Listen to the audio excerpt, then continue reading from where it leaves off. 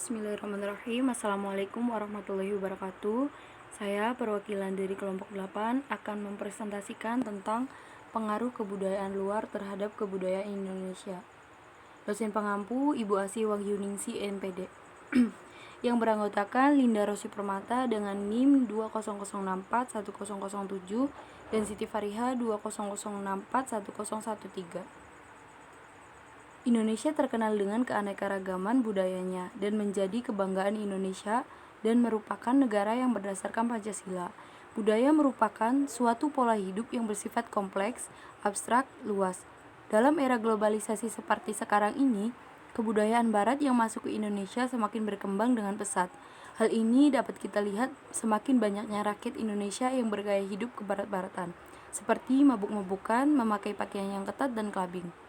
Kebudayaan orang-orang barat tersebut sifatnya negatif dan cenderung merusak dan akan menjadi sesuatu kebiasaan yang membudaya, sehingga melanggar norma dan aturan hukum yang telah berlaku serta mempengaruhi kebudayaan Indonesia. Globalisasi melahirkan corak kehidupan yang sangat kompleks, tetapi walaupun keadaan yang sekarang ini seharusnya tidak membuat bangsa Indonesia kehilangan kepribadiannya sebagai bangsa yang besar dan kaya unsur budaya.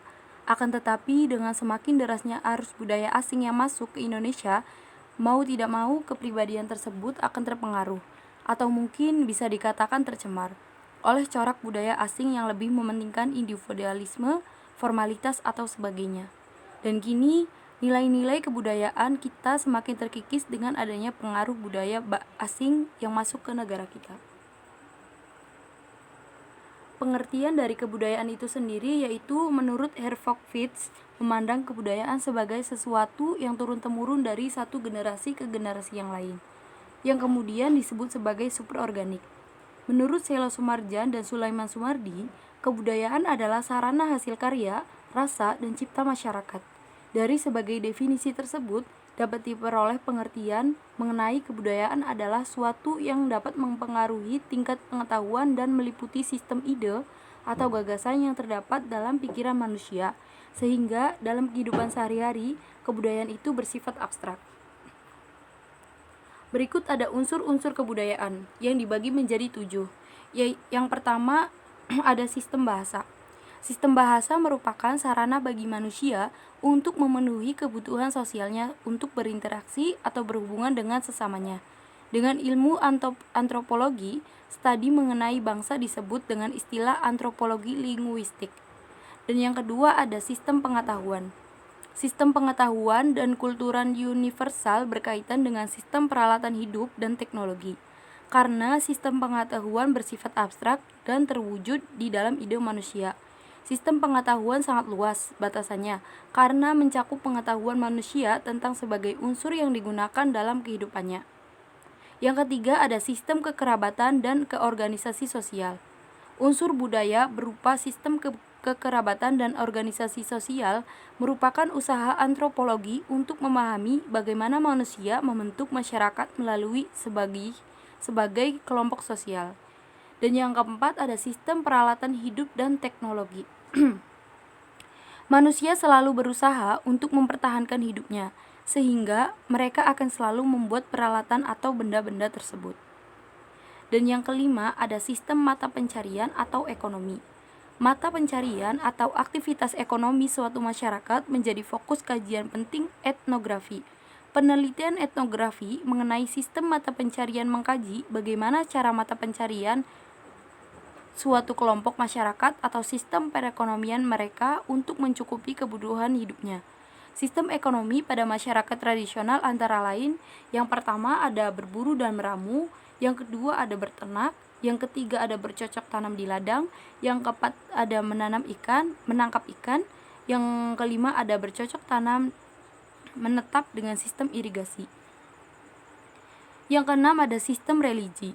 Yang menjadi penyebab lainnya asal mula religi, para ilmu sosial berasumsi bahwa religi suku-suku bangsa di luar Eropa adalah sisa dari bentuk-bentuk religi kuno yang dianut oleh seluruh umat manusia pada zaman dahulu ketika kebudayaan mereka masih primitif.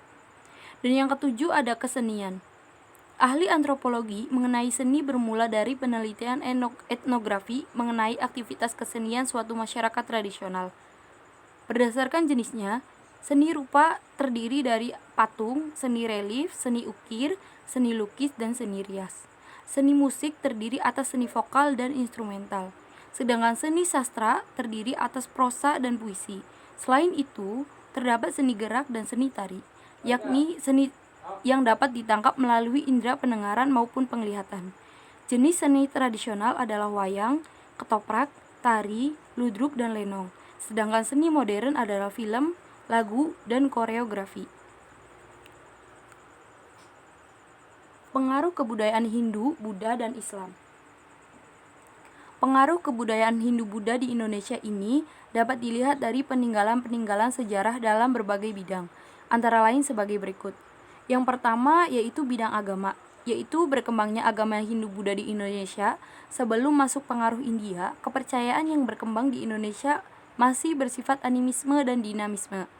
Masyarakat pada saat itu melakukan pemujaan terhadap arwah nenek moyang dan kekuatan-kekuatan benda-benda pusaka tertentu, serta kepercayaan pada kekuatan-kekuatan alam. Dengan masuknya pengaruh Hindu-Buddha, kepercayaan asli bangsa Indonesia ini kemudian berakulturasi dengan agama Hindu-Buddha. Yang kedua ada bidang politik dan pemerintahan. Pengaruhnya terlihat jelas dengan lahirnya kerajaan-kerajaan bercorak Hindu-Buddha di Indonesia. Sebelum masuknya pengaruh agama Hindu-Buddha di Indonesia, tampaknya belum mengenal corak pemerintahan dengan sistem kerajaan. Sistem pemerintahan yang berlangsung masih berupa pemerintahan kesukuan yang mencakup daerah-daerah yang terbatas. Pimpinan dipegang oleh seorang kepala suku, bukanlah seorang raja. Dengan masuknya pengaruh India, membawa pengaruh terhadap terbentuknya kerajaan-kerajaan yang bercorak Hindu-Buddha di Indonesia. Kerajaan bercorak Hindu antara lain yaitu Kutai, Tarumanegara, Kediri, Majapahit, dan Bali. Sedangkan kerajaan yang bercorak Buddha adalah Kerajaan Sriwijaya. Hal yang menarik di Indonesia adalah adanya kerajaan. Yang ketiga ada bidang pendidikan, membawa pengaruh bagi munculnya lembaga-lembaga pendidikan. Meskipun lembaga pendidikan tersebut masih sangat sederhana dan mempelajari satu bidang apa saja, yaitu keagamaan. Dan yang keempat ada bidang sastra dan bahasa. Dari segi bahasa, orang-orang Indonesia mengenal bahasa Sanskerta dan huruf Pallawa.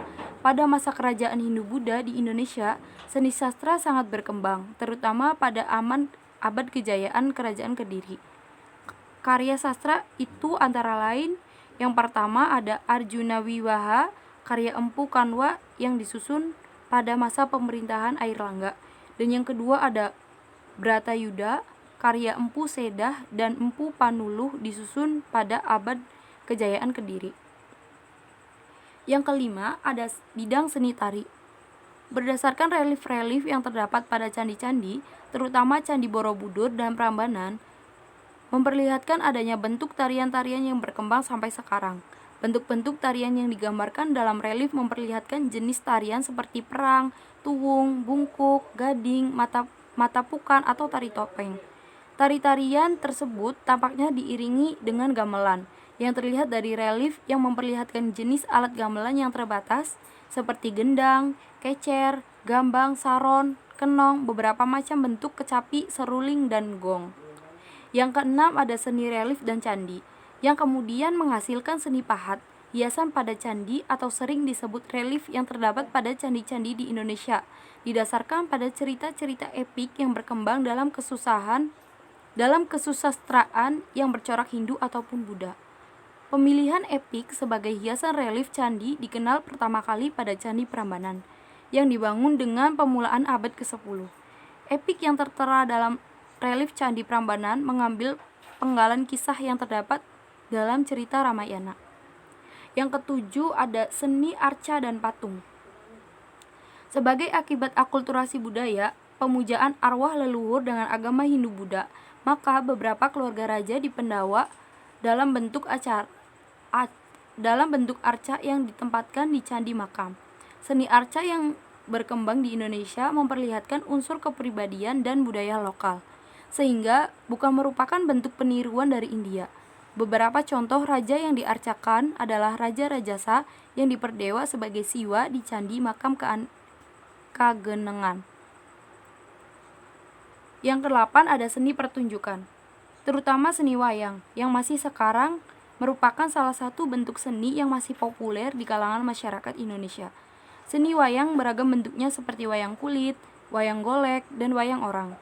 Seni pertunjukan wayang tampaknya telah dikenal oleh bangsa Indonesia sejak abad prasejarah. Nah, yang ke-9 ada bidang seni bangunan, merupakan salah satu peninggalan budaya Hindu-Buddha di Indonesia yang sangat menonjol, antara lain berupa candi dan stupa.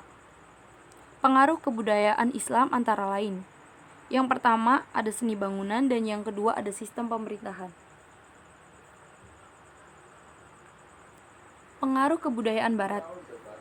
Dari sekian banyaknya budaya asing yang masuk ke Indonesia, diantaranya adalah budaya Barat. Barat, sesuai namanya, merupakan produk perkembangan di bilangan Barat dunia yang menekankan individualitas dan kebebasan. Sementara Indonesia merupakan bagian bangsa Timur yang menghendaki harmoni, komando, dan kolektivitas. Bangsa Barat yang memberikan pengaruh cukup membekas adalah Portugis dan Belanda, terutama Belanda. Budaya bangsa-bangsa ini sebagiannya telah terserap dan masuk ke dalam struktur budaya bangsa Indonesia. Sesungguhnya terdapat sejumlah pengaruh Barat bangsa Indonesia yang hingga kini terus membekas di dalam struktur kebudayaan Indonesia, utamanya di dalam sistem pendidikan Indonesia. Pendidikan merupakan salah satu komponen non-material kebudayaan yang punya peran signifikan dalam melestarikan suatu budaya. Selain pendidikan, mekanisme administratif pemerintahan negara Barat yang pernah menjajah Indonesia, yaitu Belanda, juga punya pengaruh tersendiri dalam pembentukan sistem sosial politik Indonesia.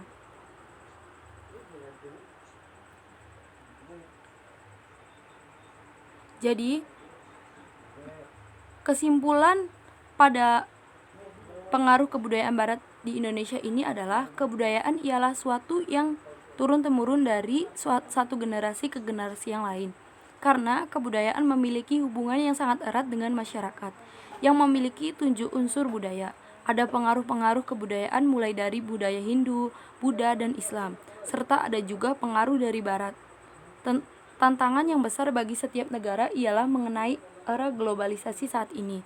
Sebab era globalisasi saat ini, kebudayaan Barat yang masuk ke Indonesia semakin berkembang pesat di Indonesia. Sekian presentasi dari kelompok kami, kurang lebihnya mohon maaf. Wabillahi taufiq wal hidayah. Wassalamualaikum warahmatullahi wabarakatuh.